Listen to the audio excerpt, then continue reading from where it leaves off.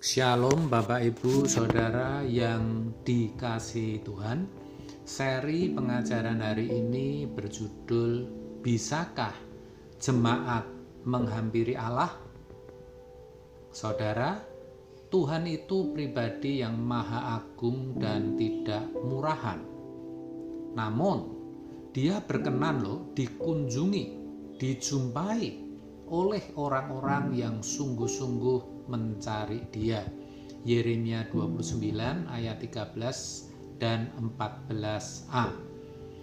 Manusia pada mulanya memang tidak dapat mencapai Allah atau menghampiri Allah, yaitu sejak kejatuhannya ke dalam dosa. Itulah sebabnya dikatakan telah kehilangan kemuliaan Allah. Roma 3 ayat 23. Tapi sekarang dengan kematian Kristus di kayu salib, manusia bisa menggapai atau bisa menghampiri Allah. Bahkan orang percaya memiliki privilege, hak istimewa untuk menghampiri Tuhan secara langsung tanpa memerlukan perantara siapapun. Tentu ini hal yang luar biasa. Peristiwa tabir bait suci terbelah dari atas sampai ke bawah yang dituliskan dalam Markus 15 ayat 38 melambangkan tidak ada lagi pemisah antara ruang suci dan ruang maha suci. Padahal zaman dahulu hanya keturunan Lewi yang boleh masuk ruang suci dan hanya imam besar yang dapat memasuki ruang maha suci. Itu pun setahun sekali. Dengan kematian Tuhan Yesus di atas kayu salib, semua kasta dihapuskan dan setiap orang percaya diberikan hak khusus untuk bisa menghampiri Tuhan secara langsung. Rasul Petrus menuliskan, "Tetapi kamulah bangsa yang terpilih, imamat yang rajani, bangsa yang kudus, umat kepunyaan Allah sendiri." 1 Petrus 2 ayat 9. Itu berarti setiap orang percaya bisa menjadi imam di hadapan Tuhan, dan Tuhan Yesuslah perantara satu-satunya antara manusia dengan Allah Bapa. Dengan demikian, seorang pendeta atau hamba Tuhan tidak pernah akan boleh bertindak sebagai perantara atau calo antara umat atau jemaat dengan Tuhan.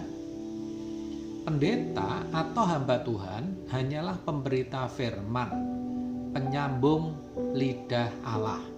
Tetapi ini penting saudara, untuk hubungan pribadi setiap individu, setiap jemaat dengan Tuhan tidak dapat diwakili oleh siapapun. Saya ulang, untuk hubungan pribadi setiap individu atau jemaat dengan Tuhan tidak dapat diwakili oleh siapapun. Setiap jemaat, setiap individu harus menghampiri Tuhan secara pribadi, dan itu bisa. Jadi dalam hal hubungan pribadi kita dengan Tuhan tidak diperlukan yang namanya perantara. Tidak ada dan tidak boleh ada. Itu berarti di dalam gereja tidak dibutuhkan lagi orang-orang yang boleh merasa dekat Tuhan, lalu berkata mendapatkan visi dari Tuhan untuk disampaikan ke jemaat. Itu tidak tepat kalau tidak boleh dikatakan bohong.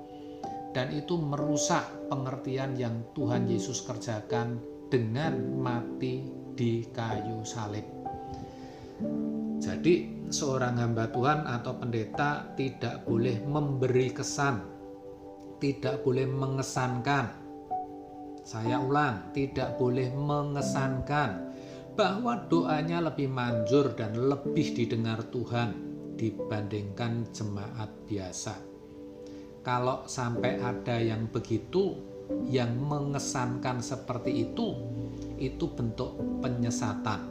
Sebab di mana hamba Tuhan atau pendeta tersebut mengesankan bahwa dirinya adalah VVIP atau VIP di hadapan Tuhan.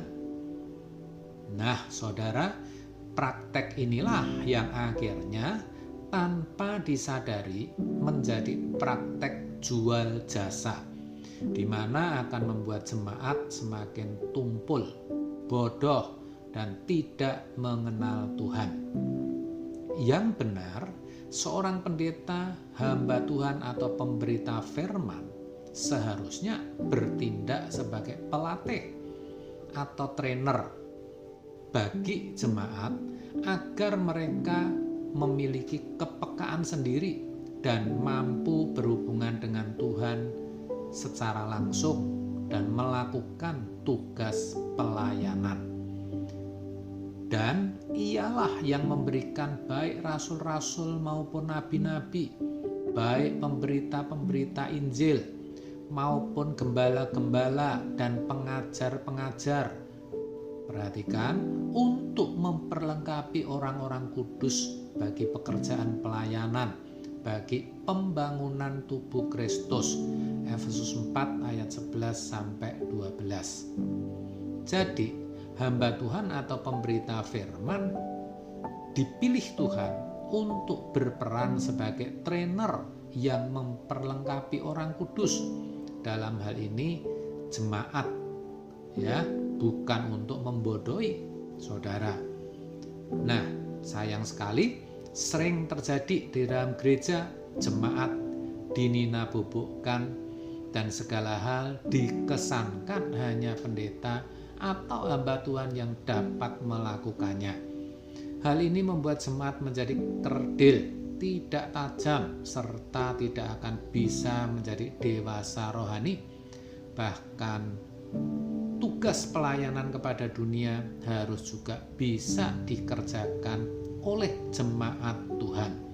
Itulah sebabnya cara pandang terhadap pelayanan pun harus meluas dan tidak hanya terkungkung di dalam gedung gereja yang sangat sempit, melainkan harus mencakup setiap aspek kehidupan jemaat sehingga mereka bisa menjadi ladang pelayanan bagi Tuhan. Dan ingat, hanya orang yang menghampiri Tuhan secara langsung yang dapat efektif dalam pelayanan. Semakin seseorang giat menghampiri Tuhan, maka semakin ia dapat menampilkan pribadi Kristus dalam kesehariannya. Sebab hanya orang yang berurusan dengan Tuhan secara serius, yang dapat terus-menerus dikoreksi oleh Roh Kudus berkenaan dengan hal-hal yang ia lakukan dan ucapkan yang tidak sesuai dengan perasaan Tuhan. Akhirnya, mari saudara, saya ajak kita semua tekun dalam menghampiri Tuhan. Amin. Tuhan Yesus memberkati.